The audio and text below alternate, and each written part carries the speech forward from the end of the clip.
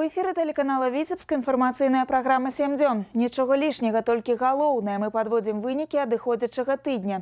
Сёння нядзеля, 24 красавіка. У студыі Вольга Шмаргун. Вітаю вас. Глядзіце сёння ў праграме. Прэзідэнт Беларусі Александр Лукашенко на гэтым тыдні звярнуўся са штогадовым пасланнем да беларускага народа і нацыянальнага сходу. Грамадскасць абмяркоўвае прыярытэты, якія акрэсліў кіраўнік дзяржавы. Каля 350 тысяч жыхароў Віцебшчыны прынялі ўдзел у рэспубліканскім суботніку. Зарабілі каля 6 мільярдаў рублёў. Частка сродкаў пойдзе на завяршэнне рэканструкцыі мемарыяльнага комплексу «Прарыў». Міжнародны форум інавацыі, інвестыцыі, перспектывы. 12-13 мая Віцебск стане пляцоўкай для абмеркавання бізнес-ідэй. Для замежных удзельнікаў арганізатары рыхтуюць індывідуальныя праграмы.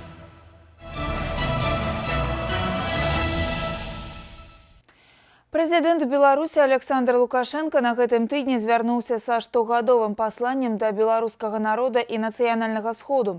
Гэты год павінен стаць пераломным у пераадоленні негатыўных тэндэнцый у эканамічнай сферы, падкрэсліў кіраўнік дзяржавы. Ён яшчэ раз вызначыў галоўныя прыярытэты дзяржавы: захаванне прынцыпаў сацыяльнай справядлівасці, забеспячэнне макраэканамічнай стабільнасці, раўнапраўны дыялог з Захадам і шматвектарная знешняя палітыка. Пасланне прэзідэнта актыўна абмяркоўваецца ў грамадстве. Штогадовае пасланне прэзідэнта беларускаму народу – гэта не доўгатэрміновая праграма стратэгіі развіцця краіны. Кіраўнік дзяржавы агучыў мэты і канкрэтныя задачы, якія трэба вырашыць менавіта ў 2016 годзе. Яны закранаюць палітыку, эканоміку, сацыяльную сферу, адукацыю, культуру і спорт. І ўсюды патрэбны рацыянальны і прагматычны падыход. Рэабілітаваць праблемныя прадпрыемствы трэба за кошт інвестыцый і новых тэхналогій. Гэта прывядзе да аптымізацыі штату. І вось тут паўстае праблема эффективной занятости работников, створения новых працоўных местов. Мы сохраняем большое количество рабочих мест, которые с социальной точки зрения оправданы, но с экономической точки зрения в условиях глобальной конкуренции, в которой мы участвуем, их невозможно содержать. И речь идет о реструктуризации. То есть речь идет о том, что нужно ликвидировать неэффективные рабочие места и заменить их на более эффективные. Минуя массовое высвобождение, минуя попадание человека в состояние безработицы, государство на данный момент готово и работники обучены оказать содействие и предприятиям, и высвобождаемым работникам плавно перейти с неэффективных рабочих мест в эффективные рабочие места. Так само президент краіны засяродзіў увагу и на активном развитии инновационной деятельности. Мы стараемся сделать ставку в легкой промышленности именно на инновации и придумать такие новые идеи, предложить промышленности, которые бы помогли предложить товар более инновационный, высокого качества. Это касается и второй кожи с нанопокрытиями, это касается производства одежды для МЧС, это касается производства для медицины, изделий медицинского назначения. Александр Лукашенко закрануў и проблемы системы аховы здоровья. Трэба пазбавіцца чэргаў у поликлиниках. Для гэтага ёсць усё необходное. Инновационные технологии, которые сейчас очень важны, именно этот сектор. И в частности развитие, естественно, в медицинской сфере. Модернизация больниц, высокотехнологические операции – это очень важно сейчас. И мне очень понравилось выражение Александра Григорьевича про то, что молодого специалиста нужно оценивать не потому, что он молодой специалист, а по его труду и, соответственно, оценивать его заработную плату именно по тому труду, в который он вложил. 2016 год у Беларусі аб'яўлены годам культуры. Менавіта яна, на думку прэзідэнта, павінна выконваць актыўную ролю ў згуртаванні народу. Да таго ж, кожны укладзены ў будаўніцтва аб'ектаў культуры рубель павінен прыносіць карысць. Ведь важно еще и то, что вот этот вложенный рубль, он оборачивается формированием какого-то вот положительного, позитивного имиджа нашей страны или города, или поселка. Он оборачивается привлечением внимания к тому, что мы имеем и что мы сохраняем.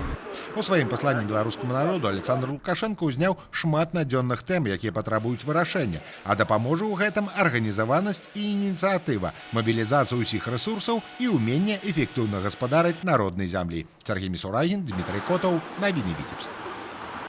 Пасланне кіраўніка дзяржавы – гэта арыенцір для жыцця краіны, але доўгатэрміновую стратэгію развіцця выпрацоўвае Усебеларускі народны сход. Падрыхтоўка да 5-го па ліку сходу пачалася на Віцебшчыне. Створаны абласныя, гарадскія і раённыя арганізацыйныя камітэты. Кожны рэгіён краіны накіруе на народны сход сваіх прадстаўнікоў. Іх колькасць залежыць ад колькасці дарослага насельніцтва. У Віцебскай вобласці самае шматлікае прадстаўніцтва будзе ў горада Віцебска – больше за 100 человек. Произведен предварительный расчет норм представительства от каждого района города по избранию участников 5-го Всебелорусского народного собрания, исходя из количества граждан Республики Беларусь, достигших 18 лет и зарегистрированных по месту жительства на территории Витебской области. В 2010 году норма представительства составляла один участник от 2911 человек. Планируется, что в 2016 году норма представительства составит один участник от 2831 человека. У большинства сельских районов на одного участника меньше будет избрано по сравнению с 2010 годом. Причина она лежит на поверхности. Демографическая ситуация и количество населения старше 18 лет. Усебеларускі народны сход – гэта адна з важнейшых формаў народаўладдзя ў Рэспубліцы Беларусь. Яго ўдзельнікі ацэньваюць дзейнасць улады на працягу апошніх 5 гадоў і вызначаюць асноўныя накірункі сацыяльна-эканамічнага развіцця дзяржавы на наступную пяцігодку. Мінулы раз Усебеларускі народны сход адбыўся ў снежні 2010 года. Яго дэлегатамі былі 2500 чалавек.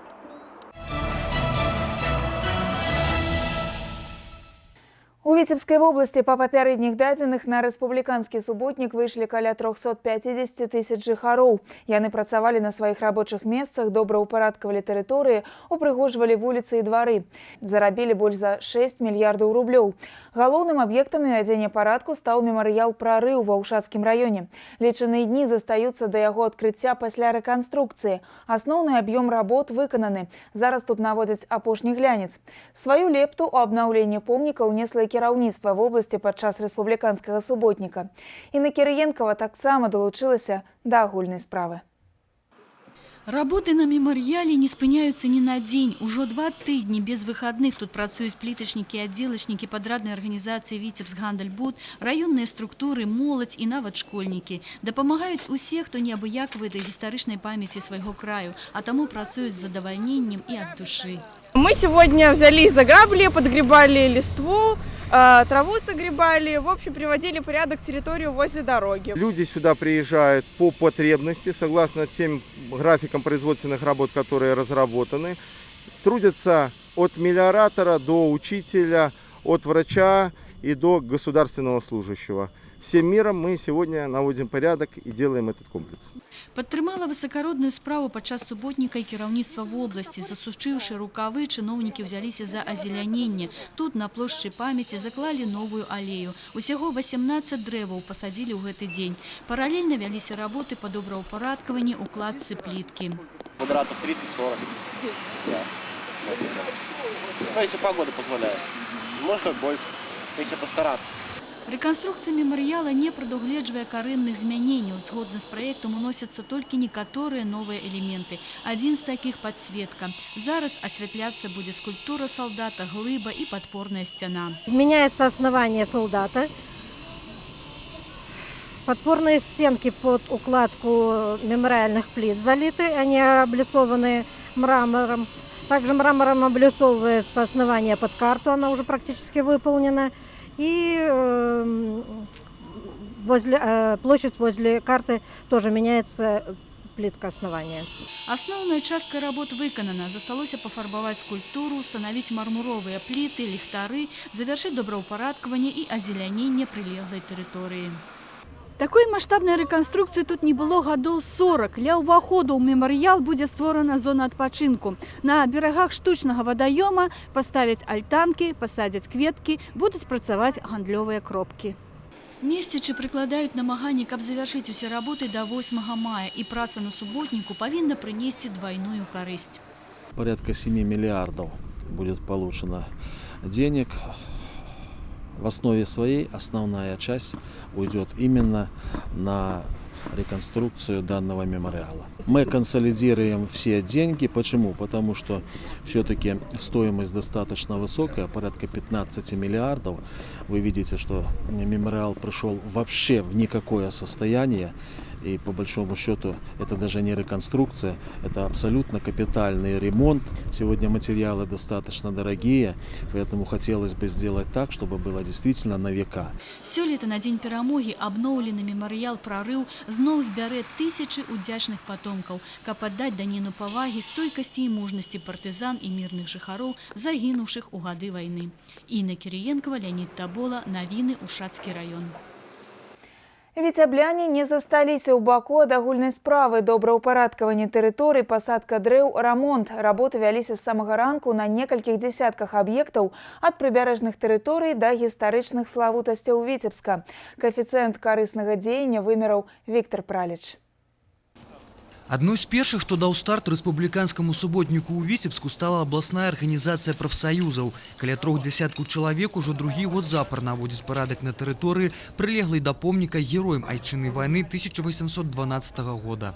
Когда мы первый раз организовали здесь субботник, и наша главная задача была убрать около мемориального комплекса. Но если можно посмотреть, сегодня там уже имеет хороший, приличный эстетический вид, поэтому мы расширяем свой фронт работы и идем уже вдоль берега, помогая таким образом и коммунальщикам, и всем навести порядок на прилегающей территории и вокруг, как мы говорим, этого мемориального комплекса и вдоль Западной Двины. И эту работу мы будем продолжать уже постоянно. С самого ранку кипела работа и на будучай славутасці не толькі Віцебска, але і Беларусі, музея гісторыі народнага мастацкага вучылішча. Сіламі мэрыі, творчай інтэлігенцыі, супрацоўнікамі Зеленгаса тут не толькі убіралі смецце, але і высадзілі каштаны. Не выпадкова, што ў год культуры гэтаму будынку асаблівая увага. Пришло время собирать камни и отдать истории то, что ей принадлежит. Сегодня не стоит так уже прямо вопрос, чтобы к Славянскому базару распахнуть двери. Сегодня стоит вопрос выполнять качественно на данный момент строительно-монтажные работы. Финансирование обеспечено, проектно-сметная документация изготовлена. И по этой документации сегодня строители точечно работают по этому объекту. То, что к Славянскому базару мы завершим строительно-монтажные работы, это не вызывает сомнения. Самый массовый працоўны дэсант з 300 чалавек высадзіўся ў пойме ракі Віцьба на добраўпарадкаванні берагавой тэрыторыі. Месца папулярнае ў гараджан круглы год, а таму стало ключавым и масштабным фронтом работы. На территории Октябрьского района определены 14 объектов. В основном работают это студенчество, молодежь, очень активно они вступили вот в эту работу. Предприятия, организации, комитеты управления, облсполкома, горосполкома, администрация районов. Работы хватает всем. Да, район большой, много парковых зон, много скверов, овраги, которым надо привести должный порядок вот уже после зимнего периода. Брали большую часть мусора, так что мы молодцы. Сложно работать, погода как? Погодные условия, конечно, не очень. Был дождь, но ничего, мы справимся. Адміністрацыя Першамайскага района Віцебска закасала рукавы на добраўпарадкаванні школьнага сквера. Закладзена яшчэ ў савецкія часы, сёння ён не прываблівае гараджан сваім знешнім выглядам. Надышоў час надаць зялёнай зоне новае жыццё. У каждого есть свой участок работы. Кто-то поднимает старую бордюр, тротуарную плитку для того, чтобы немножко изменить даже внешний вид этого сквера, сделать его уютнее. Для того, чтобы можно было здесь и отдыхать, и встречаться. Усяго ж на суботніку ў абласным цэнтры выйшлі больш за 80 тысяч чалавек. Коэфіцыент карыснага дзеяння такой фізічнай сілы відавочны. Наведзены парадак на некалькіх дзесятках аб'ектаў горада над Двіной. За адзін вясенні працадзень толькі Віцебск зарабіў 2 мільярды рублёў. У год 30-годдзя трагедыі на Чарнобыльскай АЭС частка сродкаў, гэта сімвалічна, будзе пералічана на рахунак Гомельскай абласной дзіцячай клінічнай бальніцы. Частка грошай пойдзе на рэстаўрацыю помнікаў Вялікай Айчыннай вайны ў нашым рэгіёне. Віктор Праліч, Александр Прыстаўка, навіны Віцебск.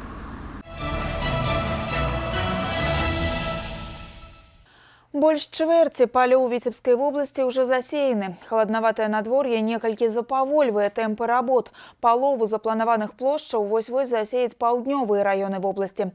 Рэпартаж з палёў Віцебскага раёна Віктора Праліча. У агропромысловом филиале Витебской бройлерной птушкафабрики работа на полях кипит с ранку до вечера. Треть землю, а усяго их тут только под яровые культуры отведены каля 6 тысяч гектар уже засеяны. Акцент мы уделили кормовым культурам, потому что на сегодняшний день у нас дойное стадо составляет 2120 голов, 6 тысяч, почти 6 тысяч скота, поэтому скот нужно кормить. И с учетом вот этих всех позиций мы пересмотрели именно свои посевные площади. Закупили и трав различных видов.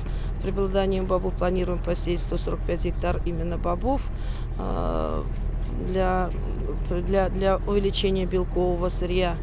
Специалисты пачынаюць рыхтавацца да веснавых работ яшчэ зімой, дасканала вывучаюць тэхналагічныя карты зямель, што дазваляе стварыць аптымальны план унясення тукаў. Гэта грошы, раскідвацца імі сёння ніхто не збіраецца. Именно дифференцированное внесение минеральных удобрений, так как они очень дорогостоящие, позволит нам более эффективно их использовать. То есть мы вносим столько, сколько подсказывает нам агрохімічнае обследование. Адны аграры актыўна сеяцца, іншыя курудакова, пакуль толькі рыхтуюць глебу для будучых пасяўных работ. Штогод увесну тут наступае час збіраць каменне. З'ява звыклая для многіх паўночных раёнаў вобласці. Камни мешают в технологии для качественной обработки почвы и в последующем для сева зерновых культур. Это как бы рассматривается с одной стороны, но в то же время рассматривается с другой стороны как экономия денежных ресурсов на запасные части, так как из-за камней много техники выходит из строя. У цэлым жа на сёння прадпрыемства засеяла трэць сваіх плошчаў. Скончыць працэс палявых работ плануюць да 15 мая сяўбой кукурузы. Віктор Праліч і Дмітрый Коту, навіны Віцебскі раён. З 1 ліпеня беларускі рубель будзе дэнамініраваны. Да 31 снежня 2016 года на тэрыторыі краіны будзе ажыццяўляцца хаджэнне купюр старога і новага ўзору. Усе гандлёвыя арганізацыі, аб'екты грамадскага харчавання і прадпрыемствы па аказанні бытавых паслуг павінны прадставіць насельніцтву наглядныя цэннікі ў двух фарматах.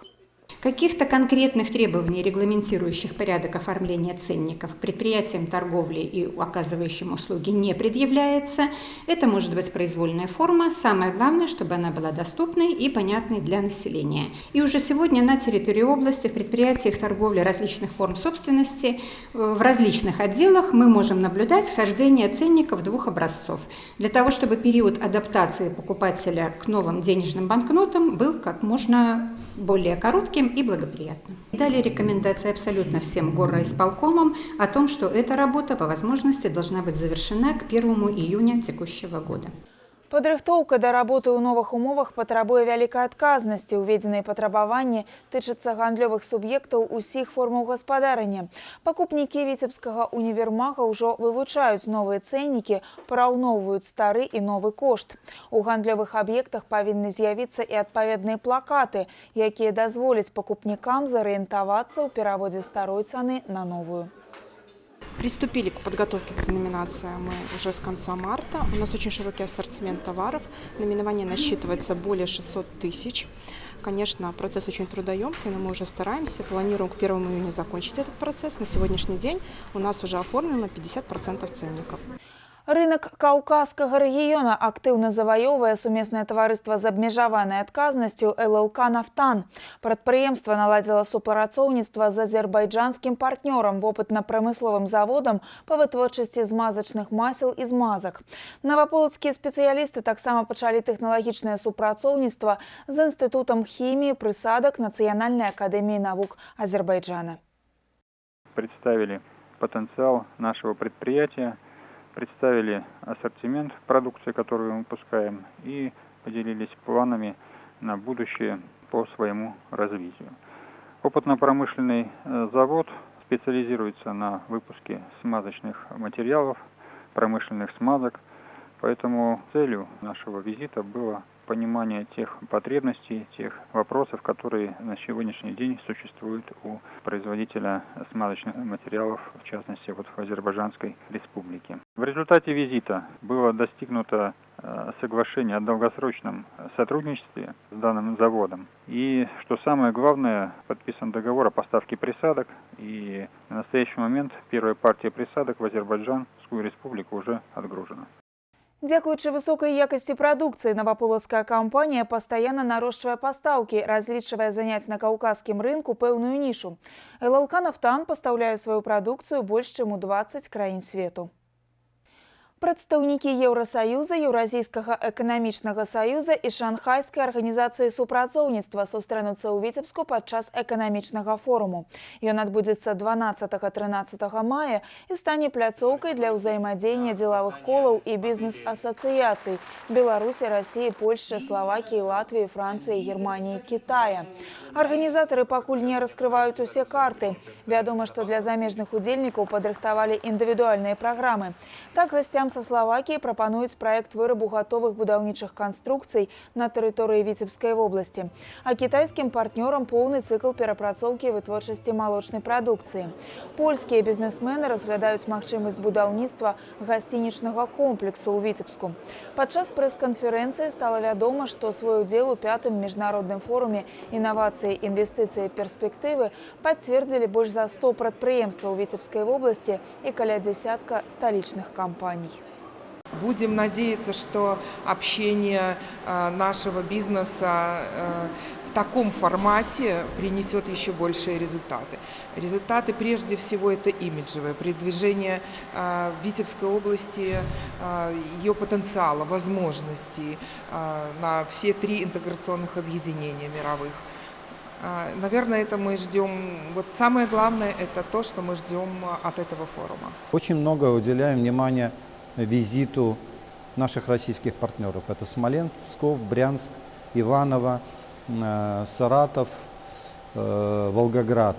Да, почему это регионы? Потому что у нас уже есть какие-то наработки, да, по сотрудничеству. Ну, во-вторых, мы хотим все-таки то же самое, там, да, то есть поговорить по конкретике. Дзелавая праграма форуму ўключае таксама міжнародную навукова-практычную канферэнцыю «Энергарэсурсазберажэнне 2016» і секцыю «Свабодная эканамічная зона» як перспектыўная пляцоўка для прыцягнення знешніх інвестыцый. Акрамя таго, удзельнікі форуму азнаёмяцца з інавацыйным патэнцыялам і перспектывамі развіцця лагістыкі ў Оршы. Инновации, инвестиции, перспективы. 5-й Международный экономический форум 12-13 мая в Витебске. Генеральный информационный партнер – телерадиокомпания «Витебск».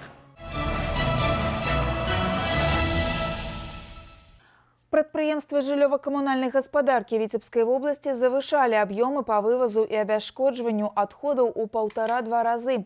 Гэта прывяло да незаконнага прыцягнення сродкаў з бюджэту. Камітэт дзяржкантролю вобласці правёў праверкі арганізацыі ЖКГ і выявіў шматлікія сістэматычныя парушэнні. Праблему разглядалі на калегіі кантрольнага ведомства. Віктор Праліч падрабязней. На парадку дня коллегии Комитета дзяржкантролю Витебской области вынікі проверки организации ЖКГ по пытаниях абыходжання з адходамі и выканання бюджетного законодаўства. Кіраўнік областного ведомства Вадим Заранкин падкрэслівае, что гэта проблема стала для региона систематичной, а тому потребуе грунтоўнага вырашэння. Об гэтым кажуць и лічбы. Выкананы с парушэннем разлік норматыву утварэння адходу привел до незаконного атрымання сродкаў з бюджету. У Дубровинскім районе 40 миллионов, у Талачинскім 215 миллионов, у Орши увогуле 6 миллиардов. Причинами завышения стало нарушение со стороны предприятий ЖКХ установленного порядка формирования норматива образования отходов. К контрольным замерам относились формально, определялись только по объему, что и дало необоснованное завышение. И на факт прошлого года также не обращали внимания. В результате, конечно, фактически собранные отходы, я же говорю, в 1,5–2 раза были ниже, чем установленные нормативы. Нездавальняючы была ацэнена работа ЖКГ по нарыхтоўцы другасных матэрыяльных ресурсаў. Неэффектыўна выкарыстоўваліся кантэйнеры для асобнага збору смецця. Сабраныя аб'ёмы ПЭТ-бутэлек не змаглі загрузіць цалкам лінію перапрацоўчага завода. Як вынік, шматлікія страты. На сёння матэрыялы праверак перададзены ў праваахоўныя органы для дачы прававой адзнакі. Дарэчы, адзнакі сваёй дзейнасці чакаюць камунальнікі, якія неабгрунтавана завышалі тарыфы на жыллёва-камунальныя паслугі. На эмоциях я бы мог сегодня и половину арестовать состава Министерства жилищно-коммунального хозяйства. Но какую реакцию это вызовет в обществе, я думаю, неоднозначную. И, может быть, даже резко отрицательную. После того, как все уже успокоилось. И с тарифами на жилищно-коммунальное хозяйство. И люди видели, что жировки, они дают реальное представление о том, сколько надо платить, за что платить, на что, собственно говоря, и нацеливал глава государства, Комитет государственного контроля и соответствующие структуры правительства, когда давал поручение разработать понятную систему оплаты и прозрачную, главное, систему оплаты за услуги жилищно-коммунального хозяйства. Мы этого результата достигли. И хватать сегодня всех подряд, я думаю, наверное, не совсем правильно будет. Вот когда будет так, проверки, и мы из этого акта увидим, кто конкретно виноват и в чем виноват, тогда последует то, о чем я говорил. Праверка сістэмы налічэння тарыфу ЖКГ завершана. Канчатковыя высновы будуць зроблены ў бліжэйшы час. Віктор Праліч, Александр Прыстаўка, навіны Віцебск. Ветэраны Вялікай Айчыннай вайны пазбавілі магчымасці атрымліваць пастаянны догляд. 95-гадовы Георгій Акімавіч Пішчулін жыве адзін у вёсцы Копці Віцебскага района. З цяжкасцю рухаецца, даюць знаць аб сабе старыя раны. Але медыкі не выдаюць яму медыцынскую даведку, на падставе якой яго родныя могуць аформіць дакументы на догляд за старым. У няпростай сітуацыі разбіраліся нашы корэспандэнты. Дров принесить, печку растопить, мало еще растопить. Тут еще насос стоит. Еще насосом надо это паровое, надо еще, уже сил нет его накачать. Это надо накачать. Юшка, открыть, закрыть. Неизвестно где, но где он один справится. Георгий Акимович не той, что по дворы, по хате с тяжкостью рухается. Присесть и подняться без сторонней допомоги уже не может. У войну пережил и контузию, и ранение. Зараз усё гэта нагадывае про себе. Радуется, что хоть трохи в очи бачить. Можно еще в окулярах что-то почитать, альбо телевизор поглядеть. Одного в доме его не кинешь, зауважая дочка Людмила. Газ тоже. Включил и забыл. И кастрюля сгорела, все сгорело. Ну, хорошо, что ничего не загорелось. Сама яна жыве ў Ліпаўцах, у 8 километрах отсюль. Господарка своя, говорит, часто не набегаешься. Социальный работник приходит только на годину, а дядуле потребный постоянный догляд. Был вот этот паренек, позвонил, что быстро придет. А теперь не было. Ну, придет на час, а что за час? Ну, в магазин сходишь и все. Мне надо изготовить, надо и помыть, надо и постирать, и послать. 5 лет за ним, может быть, даже больше где-то ухаживал посторонний человек, Стрижнев Паша. Он нам никто здесь, да, местный. Мы его оформили, и он постоянно приходил. И воду принесет ему, и приготовить, и продукты принесет с этой, и в бане помоет его. Ну, где сами потом приезжаем, где постираем, помоем. Но в основном у нас всегда была надежда, что человек есть. Паша уехал. Найти человека такого можно. Так мой сын без работы. Я могу сына своего оформить, но говорять не положено. Медицинскую даведку, на подставе якой призначаецца дапамога па доглядзе, на гэты раз не выдали. Дядуле трэба зноў пройти медицинскую комиссию. Это надо доказать, что он инвалид первой группы. А кто ему дать, что он инвалид? Он же не инвалид. Он просто старый человек, и все. Старый больной человек. У поликлиницы, где обслуговывается ветеран войны, комментировать ситуацию отмовились. Сказали только, что пакуль няма дастатковых подстав для того, каб признать его маючым потребу у постоянном догляде. Необходимо провести додатковое медицинское обследование, после чего комиссия даст отповедное заключение. Не все лица, достигшие 80-летнего возраста, нуждаются в постоянном постороннем уходе. Для этого необходимо иметь ограничение жизнедеятельности 4-го функционального класса. То есть это резко выраженное нарушение двигательных функций, способность человека к передвижению, самообслуживанию. То есть вот эта совокупность имеющихся у пациента заболеваний по своим критериям должна приравниваться к инвалидности первой группы. Пытанне, ці мае права Георгий Акимович Пішчулін на атрыманне пастаяннага догляду, пакуль застаецца адкрытым. Інна Кірыенкова, Кирилл Кайсберг, навіны, Віцебскі раён. Як важна за паперамі ўбачыць рэальнага чалавека і яго праблему. Спадзяемся, што ў самы бліжэйшы час бюрократычны казус вырашыцца і паважаны чалавек, ветэран Вялікай Адчыннай вайны, атрымае ад медыкаў усе неабходныя дакументы.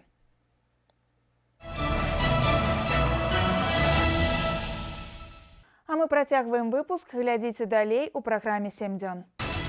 Дадатковая пенсія разам з дзяржаўнай на заводзе «Полацк шкловалакно». Норма аб карпаратыўным страхаванні ўнесена ў калектыўны дагавор. Для кіраўніцтва гэта яшчэ адзін метад стымулявання супрацоўнікаў. Эксперыментальная разметка на вуліцы Смаленскай. Астраўкі жоўтага колеру паблізу нерэгулюемых пешаходных пераходаў вымушаюць вадзіцеляў знізіць хуткасць. Стартаваў чарговы этап продажу білетаў. У афішы 25-го міжнароднага фестывалю мастацтва ў Славянскі базар у Віцебску больш за 100 мерапрыемстваў. Арганізатары абяцаюць сюрпрызы. Вікторыя Целябкова ўжо ў сваёй студыі і гатова расказаць пра надвор'е на бліжэйшыя 7 дзён. Вітаю цябе, Віка. Адыходзячы тыдзень здзівіў мокрым снегам. Але мяркуючы па тваёй усмешцы, далей нас чакае прыемны прагноз. Могу сказать адразу, что наступны тыдзень будзе не такі холодны, як мінулы. У панядзелак плюс 12 і сур'ёзна на працягу тыдня тэмпература паветра не знізіцца. Толькі ў пятніцу слупкі тэрмометраў пакажуць плюс 9, але ўжо ў выхадныя да плюс 15. Сонейка будзе з'яўляцца рэдка, а завершыцца красавік дажджамі. Вось такое надвор'е прынясе нам апошні тыдзень месяца. Дзякуй, Віка. Такое надвор'е у прамым сэнсе галаўны боль метазалежных людзей. Знайсці лекі ад гэтай хваробы цяжка. Магчыма, каму-небудзь дапаможа прэзентацыя медыцынскай тэхнікі Елатамскага прыборнага завода, якая ладзіцца ў Віцебску. Прадпрыемства некалькі гадоў прадстаўляе Расію на прэстыжнай міжнароднай выставе «Медыка», якая штогод праходзіць у Германіі. На ёй выстаўляюцца медыцынскія прыборы і абсталяванне з краін Еўропы, Азіі і Амерыкі. На гэтым тыдні ўбачыць і набыць прадукцыю Елатамскага прыборнага завода можна і ў Віцебску. У магазине «Оптыка» па адрасе Кірова 14/22. Падрабязнасці ў наступным матэрыяле. Эти приборы можно использовать в домашних условиях для лечения и профилактики заболеваний опорно-двигательного аппарата и сосудистой системы, лор-заболеваний, простатита, травм и ожогов. Самые популярные аппараты – Алмак и Мавит. Они воздействуют с помощью импульсивного магнитного поля, благодаря которому снимаются отеки, воспаления и боли. Алмак воздействует на пациента в соответствии с биоритмами организма. Аппарат позволит провести качественное лечение различных заболеваний. Это аппарат Алмак-01. Используется для лечения остеохондроза, заболевания суставов, гипертонии, варикозного расширения вен, тромбоза и тромбофлебита. Аппарат накладывается на больное место. Для успешного лечения любого заболевания в год необходимо поддерживать несколько курсов лечения. Не менее популярный прибор Мавит предназначен для лечения хронического простатита. Это уникальное физиотерапевтическое устройство, которое работает на основе взаимодействия тепла, магнитного поля и вибрации. С его помощью можно быстрее и качественнее добиться лечебного эффекта. В отличие от Алмага, Мавит – прибор узкого спектра действия. Применяется только для лечения хронического простатита, а также на фоне аденомы 1 и 2 степени. Тепло, массаж и магнитное поле – тройной удар по болезни. В эту прохладную пору не менее актуален и препарат Унилор. В холодное время года поможет справиться с простудой аппарат Унилор-01. Этот аппарат воздействует сухим дозированным теплом, им можно прогревать ухо, горло и нос. Этот аппарат также можно применять в комплексной терапии и на фоне аллергического ринита. Продукцию Елатамского приборного завода можно приобрести в Витебске. Она будет размещаться в магазине «Оптика» по адресу улица Кирова, 14/22. Выставка продажи будет открыта с 25 по 28 апреля с 10 до 18:00. Виктор Пралич и Кирилл Кайсберг. Новости, Витебск. За мінулы год у Віцебскай вобласці хваробы сістэмы кровазвароту забралі жыцці больш як 7,5 тысяч чалавек. Дарэчы, кожны 7-ы быў у працаздольным узросце. І хоць гэта самы нізкі паказчык сярод рэгіёнаў Беларусі, медыкі не супакойваюцца. Як заставацца ў страі і падтрымліваць палымяны матор у форме, Юліі Устінавай нагадалі кардыёлагі. Пенсионер с Полацка Владимир Маслоўскі – пациент Витебского областного кардиологичного диспансера. После инсульта и операции проходит реабилитацию, идя на поправку. Вот после занятий здесь чувствую, проходят эти боли и вообще чувствую нормально, уже дозированная нагрузка для меня уже не сложно. Кожны пяты дарослы жыхар паўночнага рэгіёна пакутуе на артэрыяльную гіпертэнзію. Гэта самы распаўсюджаны ў свеце сардэчна-сасудзісты сіндром. Кожны трэці дарослы мае паталогію сардэчна-сасудзістай сістэмы. Кардыёлагі гатовы аказваць дапамогу, якая адпавядае сучасным стандартам. Лячэбна-дыягнастычны працэс удасканальваецца. Віцебскі кардыялагічны дыспансер атрымаў ангіёграф. Зараз ідзе монтаж абсталявання. У маі-чэрвені чакаецца адкрыццё ангіяграфічнага комплекса. С открытием ангиографического комплекса на базе кардиодиспансера встал непосредственно вопрос о создании серьезного кардиологического центра на базе кардиодиспансера. Для этого нужно всего лишь немного – строительство нового корпуса и перенос сюда кардиохирургической службы. И тогда мы можем смело сказать, что будем идти в авангарде решения данной проблемы в республике. У рэгіёне самы нізкі ў краіне паказчык смяротнасці ад хвароб сістэмы кровазвароту. З аднаго боку, гэта эфектыўная работа медыкаў, з другога – актыўная прапаганда здаровага ладу жыцця. Юлія Устінова, Кірыл Кайсберг, навіны, Віцебск. Дадатковая пенсія разам з дзяржаўнай. Такую магчымасць сёння гарантуюць праграмы добраахвотнага страхавання дадатковай пенсіі. Заключаць дагаворы са страхавымі арганізацыямі могуць як самі работнікі, так і наймальнікі. Карпаратыўнымі праграмамі зараз ахоплены больш за 46 тысяч беларусаў. У тым ліку і супрацоўнікі завода «Полацк шкловалакно». Там норма аб карпаратыўным страхаванні ўнесена ў калектыўны дагавор. Пры выхадзе на заслужаны адпачынак работнікі атрымліваюць дадатак да дзяржаўнага грашовага ўтрымання. Падрабязнасці ў нашых карэспандэнтаў. Вера Чыркун – пенсіянерка, аднак пра родны калектыў не забывае. У гэтых цэхах ткачыха адпрацавала 35 гадоў. Гавораць і на заводзе памятаюць пра ветэранаў. Да святаў грашовыя выплаты. Яшчэ адным бонусам стало атрыманне дадатковай пенсии. Получила я сумму. Первая была где-то 25 миллионов, а вторая, ну это уже как бонусы шли там, наверное, там уже было около 12. Я их пока не потратила, отложила в стороночку, положила на вклад. Пусть пока полежат, может, сыну понадобится. На прадпрыемстве працуюць 4000 чалавек. Пункт пра дадатковае пенсійнае страхаванне з'явіўся ў калектыўным дагаворы па ініцыятыве прафсаюзаў 8 гадоў таму. Калектыў новаўвядзенне ухваліў. Есть такой мировой стандарт, чтобы пенсия возмещала не менее 40% утраченного заработка. В принципе, наша государственная пенсионная система такой стандарт обеспечивает в среднем. Но людям, конечно, хочется большего. И такую возможность им предоставляет дополнительное пенсионное страхование. Карпаратыўнае страхаванне дадатковай пенсіі – сусветная практыка. Дальнабачны кіраўнік разумее, гэта яшчэ адзін метад стымулявання работнікаў і спосаб утрымаць высокакваліфікаваныя кадры, а значыць быць упэўненым у заўтрашнім дні завода. У нас часто проводят аудиты иностранные компании, проводят нашу проверку как надежного поставщика, контрагента. И один из самых важных вопросов при этой проверке – как защищен коллектив. Если они видят, что у нас достаточно серьезный социальный пакет, они понимают, что это надежный партнер, что мы серьезно и надолго работаем на рынке. Гарантаваць работникам больше пенсійны дастатак рэкамендуе указ прэзідэнта аб удасканаленні пенсійнага забеспячэння. Дзяржава стварыла цэлую сістэму падатковых ільгот і прэферэнцый. Так страхавыя ўзносы наймальнік плаціць не за кошт прыбытку. Крыніцай з'яўляецца сабекошт. Сёння карпаратыўныя пенсійныя праграмы ахопліваюць больш за 46 тысяч беларусаў. Паклапаціцца пра сваю будучыню можа кожны. Выплаты по договорам гарантируются не только средствами предприятия, страховой организации, но и государства. Также существует серьезная система защиты интересов страхователей в рамках инвестирования тех денег, которые платят клиенты страховой компании. Поскольку компания государственная, то размещает она свои деньги только в государственных банках. Калі работнік пойдзе з жыцця раней, чым надыдзе пенсійны ўзрост, яго сродкі ў спадчыну атрымаюць родныя. Летась па дагаворах добраахвотнага страхавання дадатковай пенсіі выплаты атрымалі 10 тысяч беларусаў на агульную суму 116 мільярдаў рублёў. Спецыялісты запэўніваюць, тыя, хто яшчэ раздумвае, губляюць не толькі час, а і грошы. Вольга Шмаргун, Вольга Маслоўская, Александр Петровецкі, навіны, Полацк.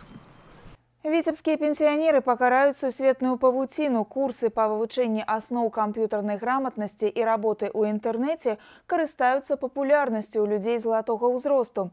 З самымі стараннымі вучнямі ў камп'ютарным класе пазнаёмілася Юлія Устінова. Ну все, давайте мы перейдем все на ту 2 и переходим и будем создавать почтовый ящик, чтобы вы могли общаться друг с другом. На гэтым уроку карыстацца сучаснымі гаджетамі дазваляецца і рэкамендуецца. За партамі пенсионеры, якія маюць цвёрды намер пакарыць компьютер и интернет. Я вначале, когда первый раз села за компьютер, в смысле уже дома, это методом тыка работала. Тыц, и посмотрела.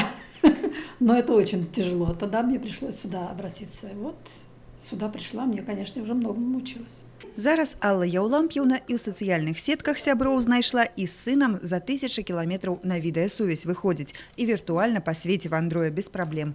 Усё тое, што сённяшнія дзеці ўмеюць інтуітыўна, здаецца ўжо з пялёнак, іх бабулям і дзядулям даецца не так лёгка. Парадаксальна, але для тых, хто пачынае асвойваць камп'ютер з нуля, самае элементарнае і ёсць самае складанае. Понять, что такое папки, что такое файлы, вот именно работа с мышью, как вот это самое сложное, что вот если человек освоил вот это вот, все приемы, основные приемы, то дальше уже это, наверное, те приемы и связаны с тем, что преодолеть чувство страха. Вот именно, что вдруг что-то я испорчу, вдруг что-то там я не так сделаю или еще что-то. Ну, а дальше уже идет как по дорожке. Людмила Васильевна, педагог з 30-гадовым стажам, кажа, пенсіянеры самыя старанныя вучні, рупліва вядуць канспекты, рыхтуюць домашнія заданні і ўжо не ўяўляюць, як раней абыходзіліся без інтэрнэта. И в поликлинику сходить, и лекарства выписать, и дешевые товары выбрать в интернете, и магазины, и расписание, и многое-многое другое, что требуется. А плюс еще, значит, надо же и время зимой занимать чем-то. Это можно выбрать книги с библиотеки, с мировых, хороших книг, которых даже в наших витебских библиотеках нету.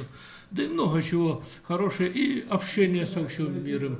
Заняткі праводзяць валанцёры. Камп'ютарныя курсы для пенсіянераў і інвалідаў у тэрытарыяльных цэнтрах сацыяльнага абслугоўвання насельніцтва бясплатныя. У аддзяленні дзённага знаходжання інвалідаў чыгуначнага раёна Віцебска арганізавана нават уласная полиграфічная майстэрня.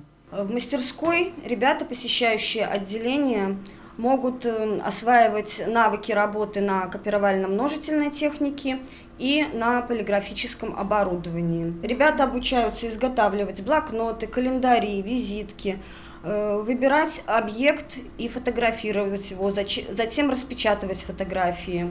В дальнейшем это позволит ребятам работать на малом полиграфическом производстве. Цяпер камп'ютарныя тэхналогіі і тэхнічны прагрэс сталі бліжэй да людзей і не здаюцца больш нечым недасягальным, а наадварот, дапамагаюць і адкрываюць новыя магчымасці. Юлія Устінова, Кирилл Кайсберг, навіны Віцебск.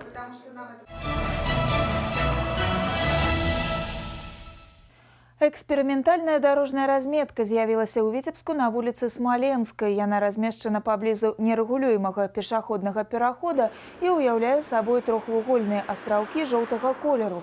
Паспрабаваць новую разметку вырашылі ў сувязі з вялікай колькасцю аварый з удзелам пешаходаў. З пачатку года на дарогах вобласці іх адбылося 1,5 дзесяткі. Прычына невыканання вадзіцелямі хуткасных рэжымаў і парушэння правілаў праезду зебры. Вуліца Смаленская ў Віцебску асабліва небяспечная. Яна мае адразу 3 полосы руху ў адным напрамку. Данная разметка несет за собой 2 значения. То есть первое значение это напоминает о том, что водителям что нельзя останавливаться ближе 15 метров от пешеходного перехода. И второе значение это предусмотрено для визуального сужения проезжей части. Говорят о том, что водителям необходимо все-таки снизить скорость движения при подъезде к пешеходному переходу для пропуска пешеходов на нерегулируемом пешеходном переходе.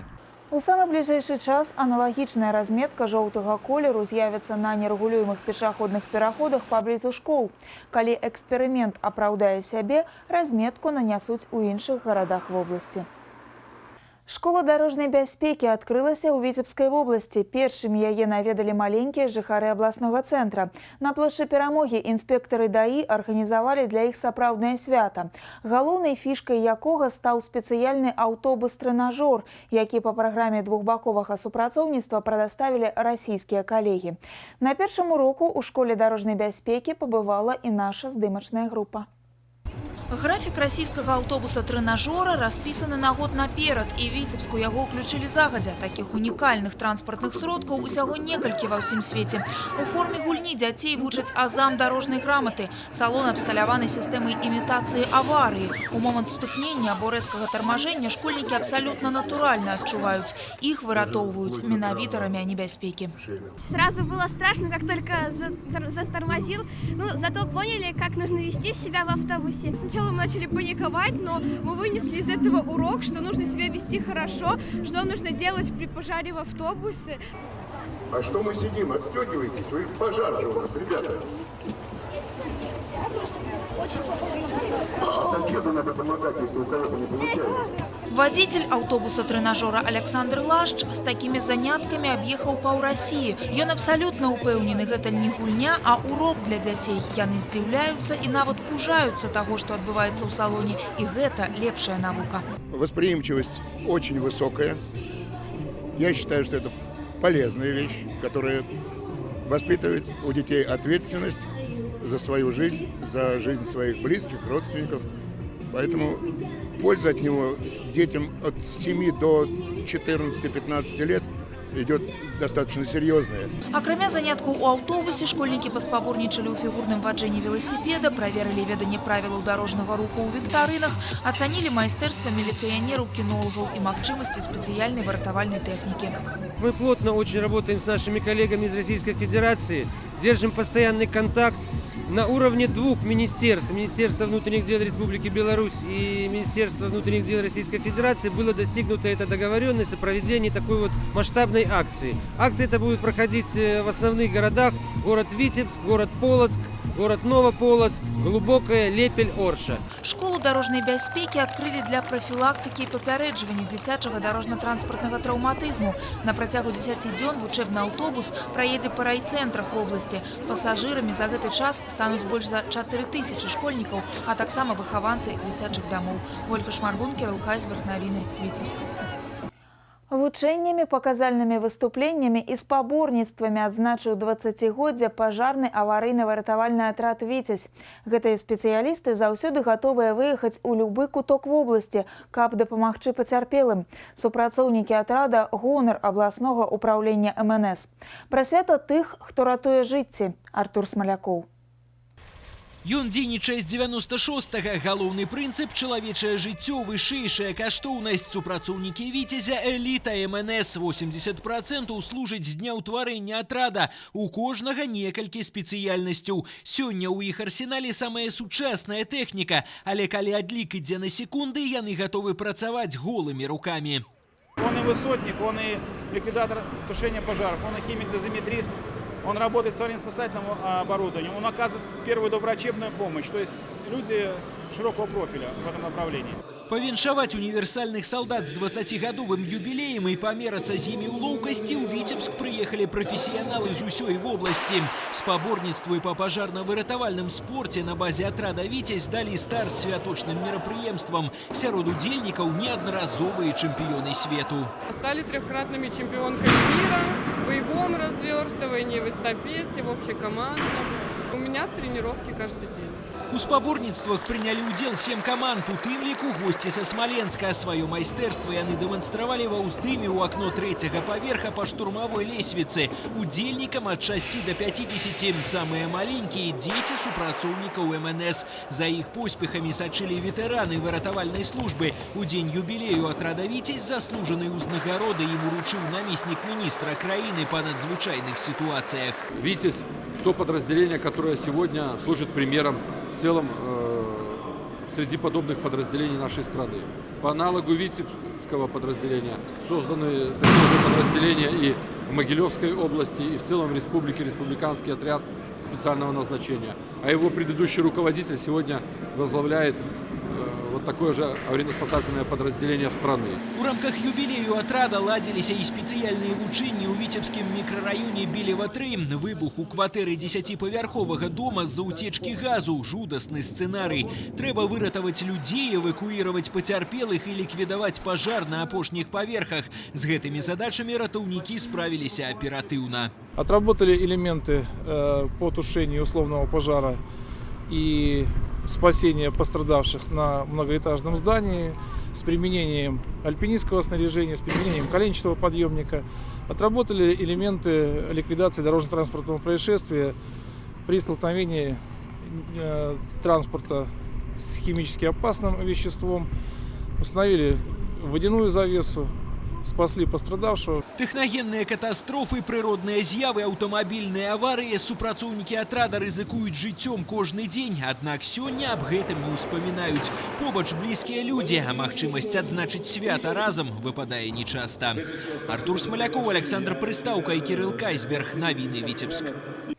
Супрацоўнікі атрада «Віцязь» сябруюць са спортам. Наш спартыўны аглядальнік Сергей Місурагін неаднойчы здымаў іх перамогі не толькі у барацьбе за выратаванне жыццяў, але і на пляцоўках спаборніцтваў па пажарна-выратавальным спорце.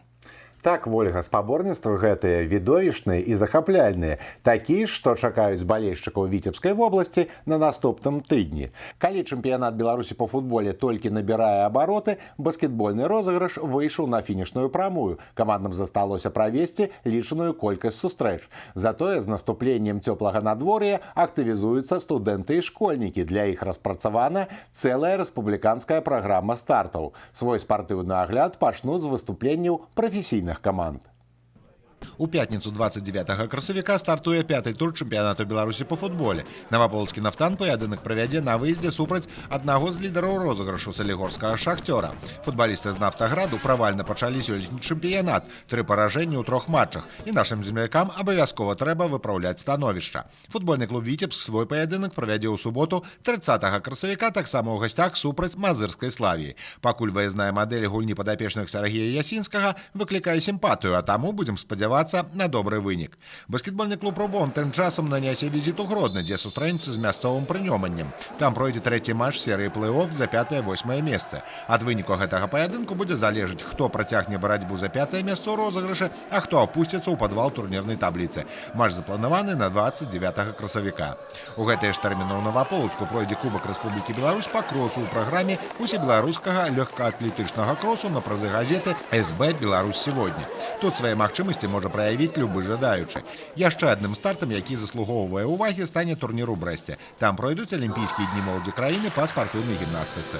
Змагацца за прызавыя месцы ў агульнакамандным заліку нашым землячкам будзе складана. А вось на асобных старанах яны могуць праявіць сябе. Дарэчы, як і нашы барцы. 25 красавіка ў стайках стартуе першынство Беларусі па вольнай барацьбе. У складзе зборнай вобласці дастаткова спартсменаў, якія акажуць рэальную канкурэнцыю ў барацьбе за ўзнагароды.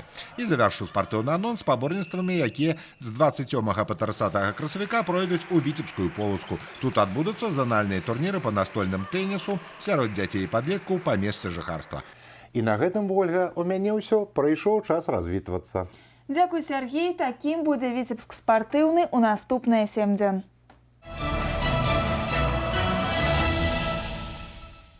Удзельнікі з Аргенціны і Калумбіі сёлета ўпершыню прымуць удзел у конкурсе маладых выканаўцаў на міжнародным фестывале мастацтва «Славянскі базар» у Віцебску.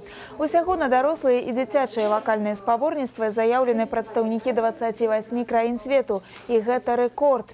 Падрабязнасці арганізатары форуму агучылі падчас прэс-канферэнцыі. У афішы юбілейнага 25-го славянскага базару больш за 100 мерапрыемстваў, зоркі сусветнай велічыні, мастацкія выставы, тэатральная праграма, фэст вулічнага мастацтва на 7 вятрах. На сёлетнім форуме многае будзе упершыню. В первую очередь мы будем вспоминать самые интересные моменты, которые были за 25-летнюю историю. Да? Начнем с концерта, с гала-концерта открытия. И, конечно же, он будет самым звездным, я в этом уверен, потому что практически там все заслуженные народные артисты, все известные имена, очень много у нас представителей разных стран мира, известных, популярных.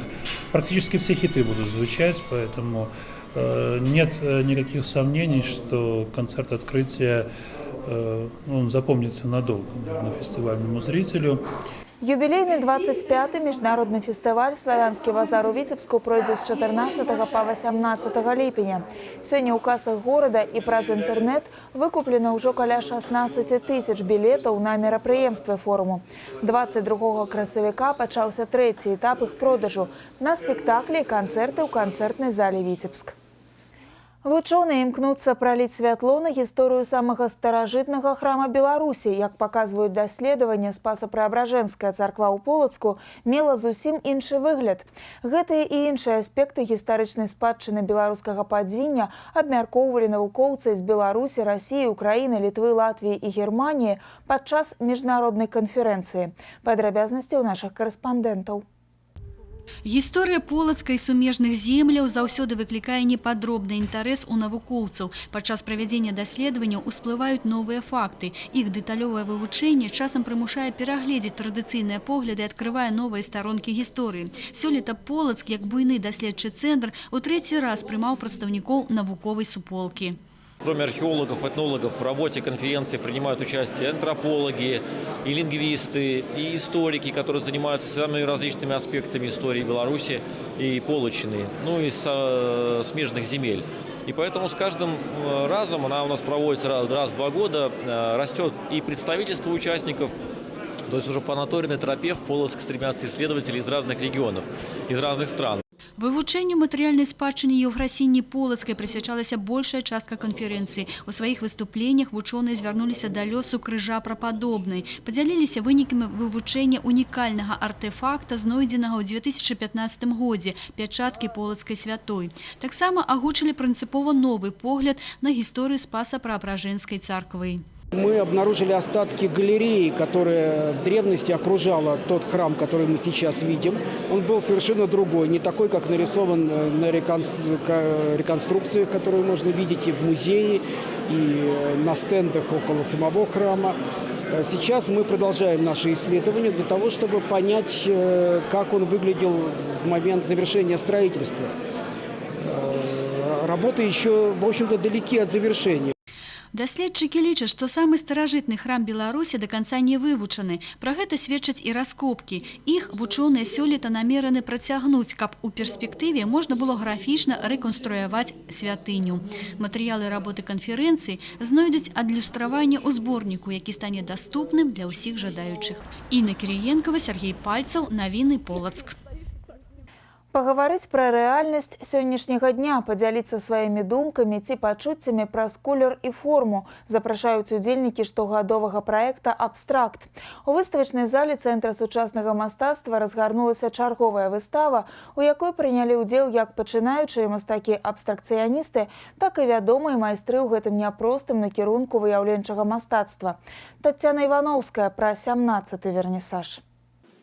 У нумарологіі лічба 17 дынамічная і прыдае імкненне да пошуку ісціны, развіцця духоўнасці. Так і ёсць. Кожная работа, прадстаўленая на 17-й выставе «Абстракт», пошук рэальнасці сённяшняга дня праз беспрадметнасць. Мастакі праз колер і форму ставяць пытанні і спрабуюць знайсці адказы. Наносяць свае пачуцці і расказваюць аб эмацыянальным стане. Моя работа называется «Альфа». Название пришло как бы постепенно и, наверное, отражает сейчас состояние, которое во мне есть. Это активность, это женственность, это интерес ко всему и всея. Вот. Ну и, конечно же, мой любимый фиолетовый и желтый. Работа называется «Катастрофа». Это шар металлический, который, в общем-то, разрывается на некие куски, фрагменты. Я эту работу создавал, находясь на волне переживаний, события, которые происходят в мире. Вядомы мастак і калекцыянер старажытных сялянскіх прадметаў Уладзімір Вальноў прадставіў на сёлетнім вернісажы самабытны экспанат – крупадзёрку. Не ведаючы пра яе функцыянальнасць, можна на самой справе у гэтым драўляным цурбане з металічнымі пласцінамі, які мастак прывёз з поўначы, разглядзець вельмі цікавы арт-аб'ект. Меня поразило то, что вот эта вот чисто функциональная вещь, которая, казалось бы, не имеет никакого отношения ни к искусству, ни с абстракцией, но своей до предела организованной функции становится действительно предметом искусства. На думку аўтара праекта «Абстракт», нязменнага яго куратара, на працягу ўсіх год Васіля Васильева, выстава атрымалася цікавай і разнастайнай. Выставка красивая, легкая, элегантная, что в общем-то, редко можно встретить в искусстве легкость, вот эту легкость и мастерство одновременно. А яшчэ, што тычыцца лічбы 17, яна надае смеласць і нясе ўнутраны канфлікт, дае цяжкасці і сілу іх пераадольваць. Усё як быццам пра мастацтва. Тацяна Івановская, Кірыл Кайсберг, навіны Віцебск. Няхай у наступныя 7 дзён у вашым жыцці не будзе сур'ёзных цяжкасцяў, якія неабходна пераадольваць. Удалага вам тыдня, гэта была выніковая праграма 7 дзён. Убачымся ў эфіры.